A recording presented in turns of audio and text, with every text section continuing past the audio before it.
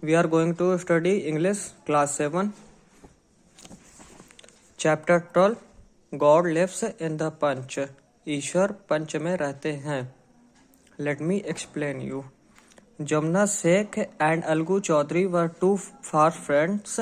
Besides telling their fields in common, they carried on a joint money lending business. So strong indeed was their mutual faith in each other that when either of them was absent, the other looked after his household. This happened when Jamna went on the Hajj and Algu had to go out on business. What was secret of this mutual trust and confidence? Social or religious affinity?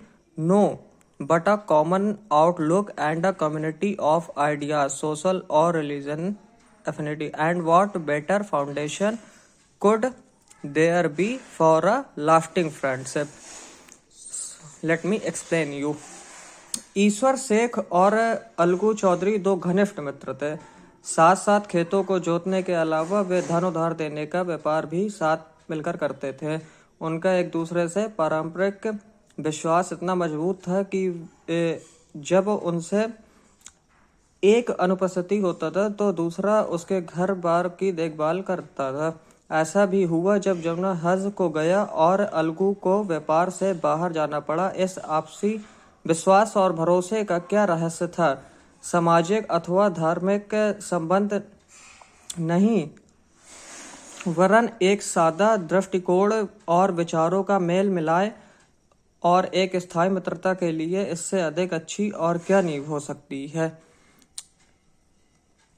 Let me explain you second para. Jamuna was learned because his father knew how to bring up a lad. Don't spare the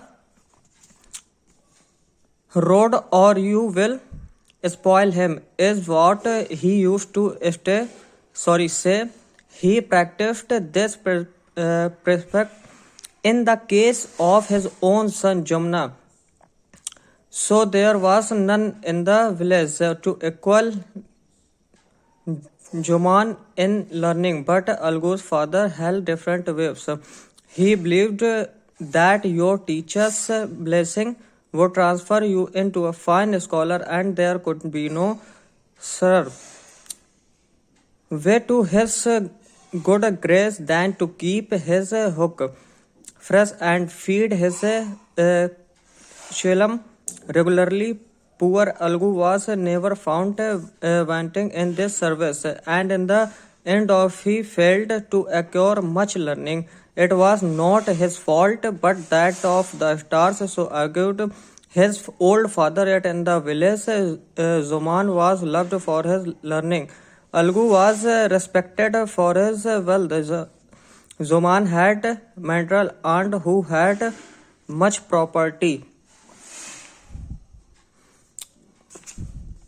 but no issues.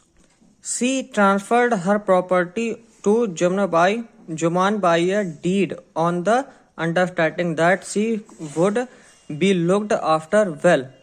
All went well till the documents was not signed, but when the documents had been signed, Juman and his wife Kariman both changed. Kariman began to tease the old woman beyond limit. Let me explain you this para. जुमान विद्वान था क्योंकि उसके पिता जानते थे एक लड़के को कैसे पाला पोसा जाए. वे कहा करते थे, डंडा मत छोड़ो अन्यथा तुम उसे बिगाड़ दोगे. उन्होंने अपने स्वयं के पुत्र जुमन के मामले में भी इस नियम का पालन किया था. अतः गांव भर में ज्ञान में जुमन की बराबरी करने वाला अन्य दूसरा कोई नहीं था.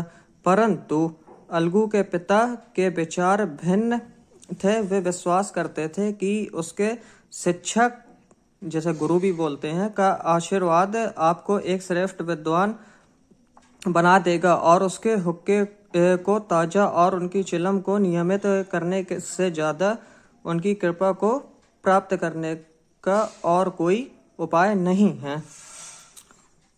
बेचारा अलगू इस सेवा में कभी कभी नहीं करता था और अंत में वह अधिक विद्या प्राप्त करने में असफल रहा। यह उसका दोष नहीं था, परंतु सितारों ग्रह का दोष। ऐसा उसके बूढ़े पिता करते थे।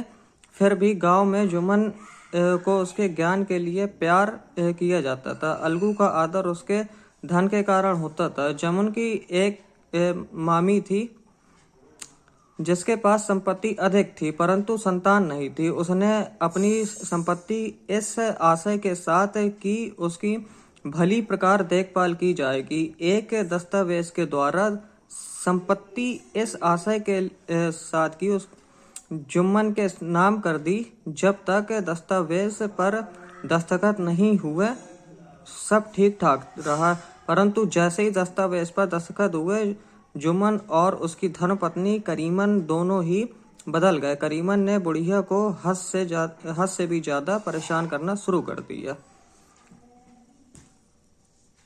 So enough for today class. We will meet tomorrow. Thank you.